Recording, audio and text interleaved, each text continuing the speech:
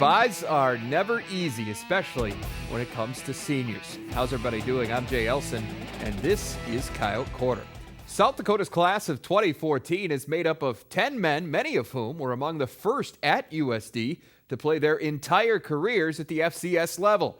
Saturday, those seniors put on the home Reds for one final time as the Coyotes played host to number 7 Illinois State. USD looking for its first win over the Redbirds in 4 tries. Marshawn Kopperich, though, doing his best to destroy that dream early on. ISU's third play from scrimmage, the Valley's leading scorer breaks loose and streaks 56 yards for the touchdown. 7-zip Redbirds. It's 14-0 in the second when Kopperich strikes again. Somehow stays on his feet, breaks several tackles. What a run. Kopperich finished with a career-high 221 yards on 31 carries. USD starts to come alive from there. Kevin Earl finds his tight end Cale Barkley for a 2-yard score. Second career touchdown for Barkley, and it gets the Coyotes on the board. Next ISU possession, the defense takes it back. Kean Lagi forces the fumble. John Wessel recovers, and USD is in business at the Illinois State 43. One play later, Earl takes the shot, and he's got Eric Schuford. 43 yards, Schufer's 4th of the season, and it makes it 21-12 with 1:33 to play in the half. That turned out to be plenty of time for Trey Roberson. The former Hoosier delivers a 32-yard strike to Cameron Meredith with 19 seconds left, and Illinois State takes a 28-12 lead into the break. Same score late in the third when the Coyote defense does it again. It's Ryan Hillier with the force and the recovery. That was the third takeaway of the day for USD. And it set up this. Kevin Earl on the QB keeper. That was the first play of the fourth quarter. The extra point was blocked, but Drew Potter picks it up and rumbles into the end zone, so the Coyotes get 2 instead of 1, and it's a one-score game, 28-20. But the Redbirds answer with 10 straight points. Roberson takes this one himself. He accounted for nearly 300 total yards and 3 touchdowns on the day as Illinois State beats the Coyotes 45-26. USD did most of its damage through the air. Kevin Earl completed 22 of 35 for a season-high 295 yards and 2 touchdowns. Eric Schuford put up big numbers for the second straight week. He finished with 6 catches for 138 yards and a score. Regardless of who we had coming into the Dome, and regardless of what the score was in the game, we're going to keep fighting. And the fight in this team is really it's up there. I can't lie. So I'm happy about that we didn't give up and we kept fighting. So as long as we keep doing that, I figure it'll break through one of these games. I feel like we did some things really well. We weren't perfect, but we did some really good things on offense in the past game. And I think, it just gives us confidence going into next week, which is, biggest game of the year. Special teams played an interesting role in Saturday's game. We'll have more on that with head coach Joe Glenn when we come back. Coyote Corner on Midco Sports Network is presented by Billionauto.com. And welcome back to Coyote Corner. Jay Elsen down at the Dakota Dome with head coach of the Coyotes, Joe Glenn. And Joe, let's start off with a little bit on your seniors. Saturday marked the final home game for 10 young men, all of whom have been a huge part of this program's transition to the FCS and the Missouri Valley Football Conference. What do you got to say about this class of 2014? A great bunch of guys to work with. They worked as hard as any group I've ever been with for the last 3 years. And getting over here at 6 in the morning and lifting and then doing everything they had to do with conditioning and stretching and yoga, off-season stuff, and then churned through spring ball and stayed here for the summer and worked as hard as they possibly could to put a winning product on the field. And we didn't quite get it done, but I just know in the bottom of my heart they started a movement that will forward this program. Well, let's get into the game itself now. The opponent on Saturday, of course, was 7th-ranked Illinois State. The Redbirds have been jumping on teams early all season, and they did it again on Saturday. They opened up that 21-0 lead on you. The good news was the Coyotes started to fight back, and they began that trek about halfway through the second quarter after Cale Barkley touchdown made it 21-6. The defense gets it right back. Takeaways, Joe, become a lot Here we more go. common here. How about over the isn't that last couple fun? weeks. Yeah. Huh, what's that? Yeah, we did. We got some help. Our defense started getting a little rhythm going. They started getting the ball out, turning the ball over, and next thing you know, we're in a fight. Not only have they been getting the takeaways, the offense has taken advantage of a lot of them. And after that first one, just took a play. Kevin Earl hooks up with Eric Schuford for a 43-yard touchdown. 6 catches, career-high 138 yards for Munchie on Saturday. He and Earl really clicking right now. Yeah, they're finding it, and I think Kevin's got a lot of confidence in Munchie, and he can make the big catches, take the hit, come down with the ball, and he's really come on for the Yotes. That one made it 21-12. Illinois State got a touchdown back before the half to make it 28-12. It stayed that way until the first play of the fourth quarter. Kevin Earl and the quarterback keeper, you get the 2 points, and it's a one-score game at that point, 28-20. Unfortunately, that's as close as you were going to get. Illinois State scored the next 10 points to effectively put this one away. So it's not a win, but given all that's gone wrong here over the past couple of months for this football team, Joe, really great to see them out there still fighting like they were week 1. Yeah, our kids fought hard. Anybody that was at the game, I got a lot of calls from people that watched it long distance or listened to it on the radio. They really felt like they could feel the kids fighting right down to the dead end, and I was proud of our effort. We never quit. It's not easy to do. It's easy to go the other direction when things have gone the way they have. There's no question. I've seen teams that, with our record, that down and out and let it go and fold their tent, and not these guys. They played hard to the bitter end. Certainly something to build on for you there. It's not going to take much, though, to get your guys up for this next one as you get set to head to Brookings, take on South Dakota State this next Saturday. And not only is it a chance to play the Jackrabbits, Joe, it's also a chance to maybe spoil some postseason hopes for the Jacks on this one. That added a little extra fuel to the fire, maybe. Oh, yeah. And it's, you know what, but it's State in the U. And to me, I've got a long history at it. I know what it means to the alums on both sides. I know what it means to the kids on both teams. And this game will be fought hard. You know that. Regardless of their record or our record, most time you can throw that stuff out. Should the Coyotes pull it out, it'd be a huge win. But I really think that we can match up with them pretty darn well. All right, well, best of luck to you, and we'll be back to talk about it next week. Thank you. All right, thanks, Joe. Well, we'll take a closer look at this week's season finale against South Dakota State a little bit later, but first we're going to close the book on Illinois State. Saturday's storylines are coming up next. Coyote Corner on Midco Sports Network is presented by BillionAuto.com. And welcome back. Well, it's time for a little Fields Vision, as in Midco SN analyst Andre Field. He's here to help us sift through the storylines of the Coyotes' loss to Illinois State. And Andre, no question that this particular story started with that early deficit. This was the second straight week that USD fell behind by double digits. It was 21-0 less than 4 minutes into the second quarter on Saturday.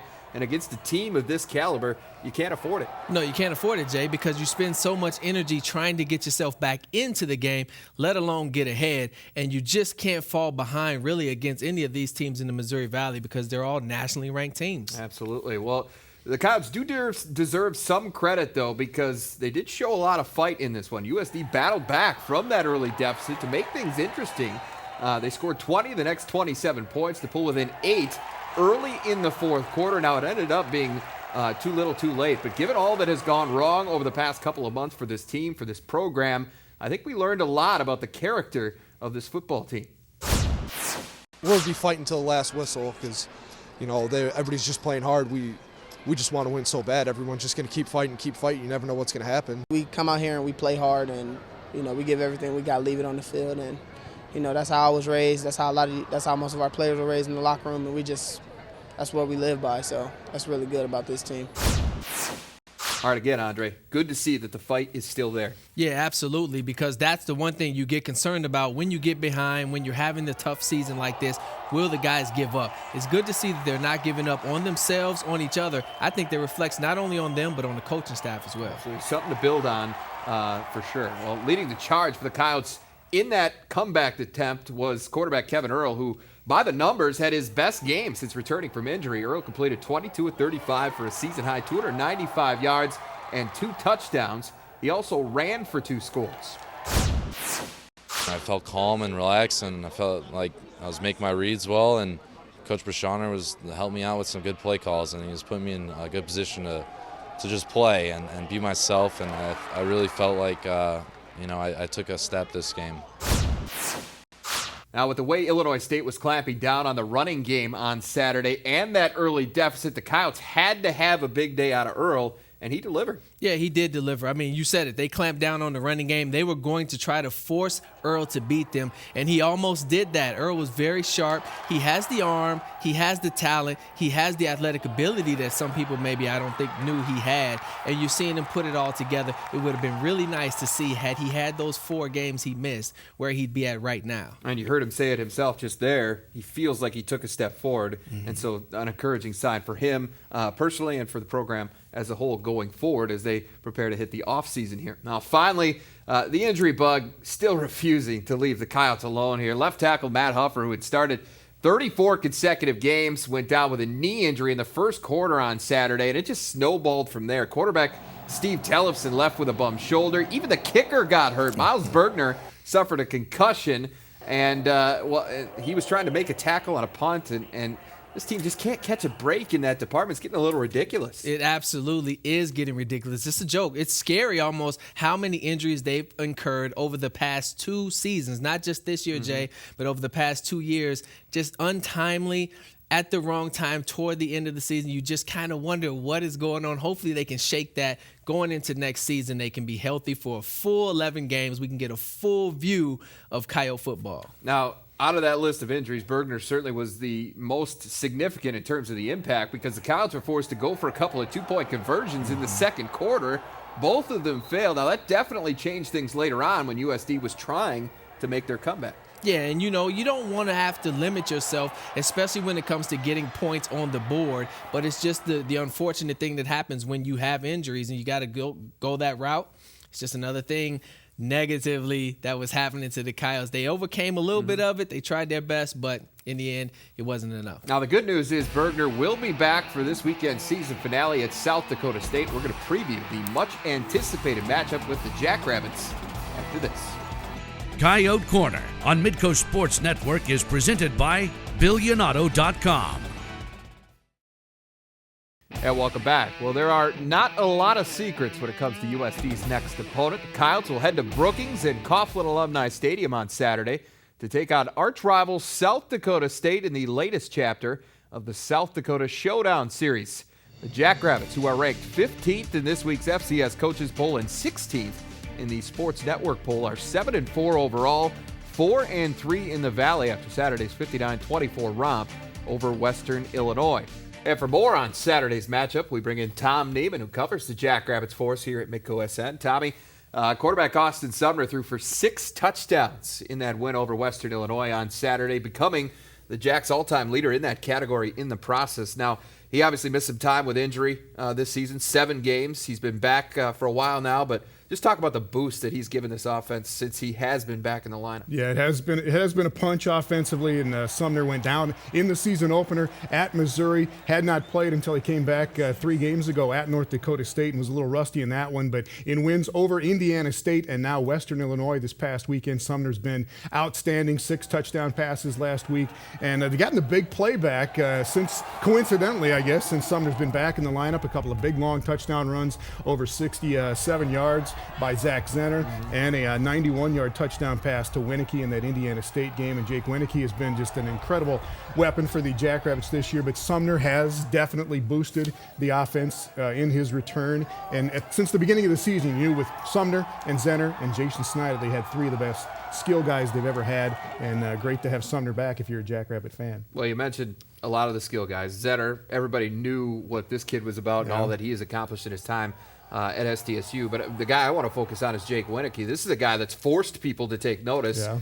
What a weapon he's become. Has been, and they knew he was going to be good, but probably not this year. He's a redshirt freshman from the Twin Cities area, 6'5", and he's gone over 1,000 yards this year in receiving. He's the first freshman in Missouri Valley Conference history to go over 1,000 yards receiving in 1 year. He's got 14 touchdown catches already. That is the South Dakota State University record. So you put him opposite Jason Schneider, who was the Jacks' best receiver last year, and those two have just been unbelievable for Austin Sumner to go to on either side of the field. Obviously, offense grabs a lot of the headlines, as it does with most programs, but defensively, it seems like that unit has really started to come into its own here of late. They have little question on the defensive line. They haven't been great this year, but they've been solid at times. Linebackers are very good for the Jackrabbits. TJ Lally, number 33, a guy you'll see a lot of this weekend at Coughlin Alumni as they take on the Coyotes. And then the secondary, they've got 5 interceptions in the last 2 games, so they've started to come along.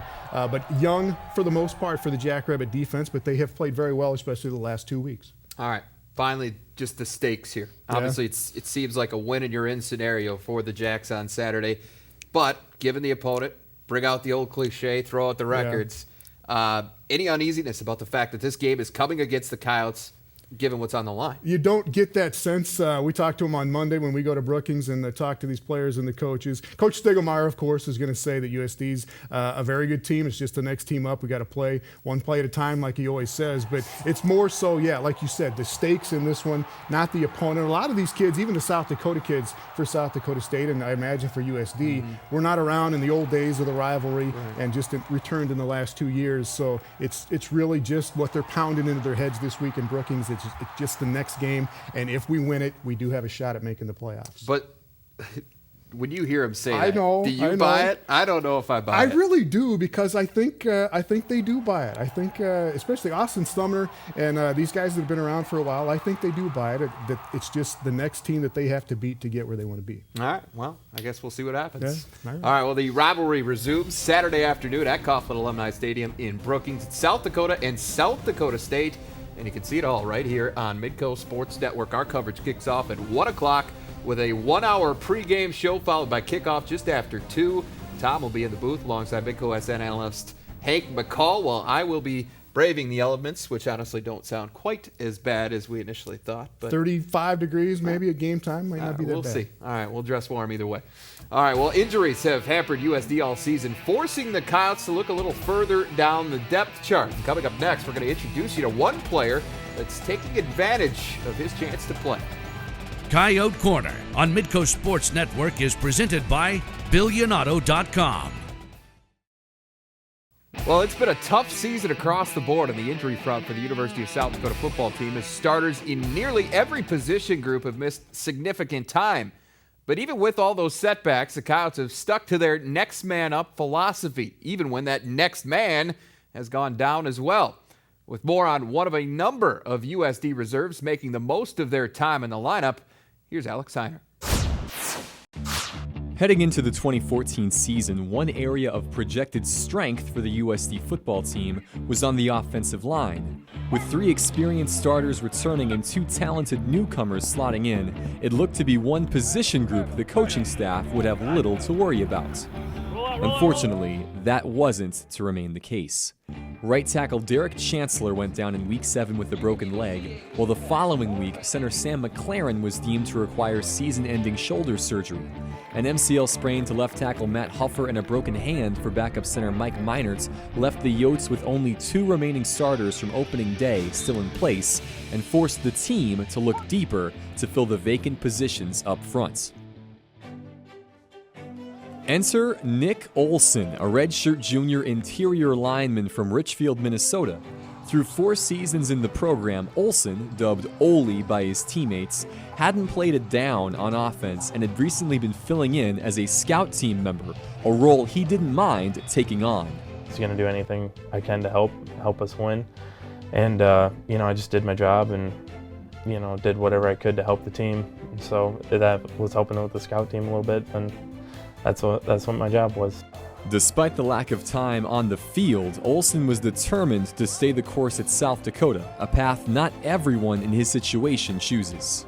To not see the playing time, usually a lot of kids won't stick it out that long, and I think a lot of that is attributed to his dad and growing up in a football family, and he loves the game of football. He wants to be a football coach. I figured I'd just hang with it, and eventually something good will come. And once you do get a chance, and you got to prove it, do the best you can with it. Olson's chance would come during Week 9 against Youngstown State. It was kind of funny. I stopped by Coach Harv's office to drop off a grade sheet or something like that, and then he came out after me and said, "Hey, you're going to start on Thursday, just real quick." And he said, "Go get them and do your best." And I said, "All right." I did call my parents, and that was another funny story because they weren't They're all the way from Minneapolis. It's kind of a far trip, and then my dad decided to come to the game to watch my first game. Olsen's made the most of his opportunity, excelling up front as the Yotes starting center the past 3 games. Even though there was potential for the learning curve to be steep, Olsen's preparation has made his switch from scout team to starter look simple. I've always felt prepared. I've always felt confident in myself in that aspect, and it's just something that I always felt that's been my job, to know all that stuff. Stepping in there and just making sure that nobody missed a beat and that the offense stayed on track. Olsen is slated to finish the year in the starting lineup against South Dakota State. But like every spot on the team, there are no guarantees he'll keep his starting position next season. But whether a starter or scout team member, it's evident that Nick Olsen's passion for the sports and for his school will keep him coming back, no matter the role he plays. I love football, and it's hard to explain, but you gotta love the game, and when you love something, you just stick with it. Well, Nick's love of the game is pretty inspiring stuff and is a little reminiscent of another practice squad player who got his chance for Notre Dame back in the 1970s. I asked Nick if his teammates had made any Rudy comments in the last few weeks, and he admitted it had been brought up, although he was quick to point out he personally doesn't see too many similarities, Jay. Yeah, guys like that, it's always good to see the hard work finally paying some dividends. Thanks, Alex. Well, for the latest on the Coyotes, be sure to check out MidcoSN.com and the Coyote Corner video blog. Alex and I will take another look at this week's matchup with arch rival South Dakota State in a post on Wednesday. All right, that is our time. Thanks for watching. We'll see you back here next week for another edition of Coyote Corner.